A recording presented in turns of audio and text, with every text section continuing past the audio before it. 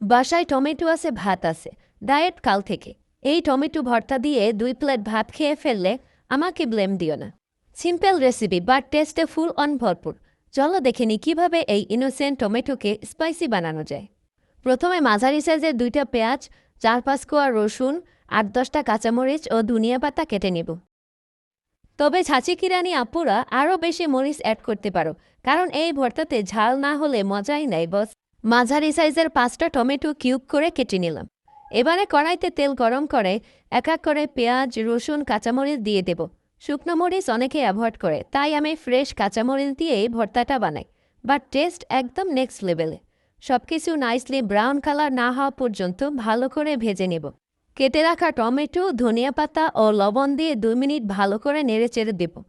দেন ঢাকনা দিয়ে 5 minute medium ফ্লেমে চিল করতে দেব। টমেটো নিজের মতো মেল হতে থাকবে।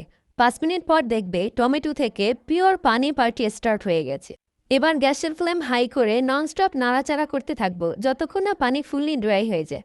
লাস্টে যে একটু কেয়ারফুল, কারোর সাথে রিলেশন যেমন লেগে যায় তেমনি ভর্তাও লেগে যেতে পারে, তাই অনবরত নাড়া দিতে থাকবেন। টক ঝাল এই টমেটোর সাথে যাদের একটু মিষ্টিও প্রয়োজন তারা চাইলে একটু চিনি অ্যাড করতে পারে। অল্প একটু সরিষার তেল দিয়ে গরম গরম সার্ভ করুন সিম্পল, ক্লাসিক অ্যান্ড ফুল দেশি এই টমেটো ভর্তা। আর হ্যাঁ, সাবস্ক্রাইব না করলে কিন্তু ভর্তার সাথে রাগও ফ্রি পাবেন। তাই দেরি না করে এক্ষুনি সাবস্ক্রাইব করুন, না হলে আমি আবার কিচেনে চলে যাব।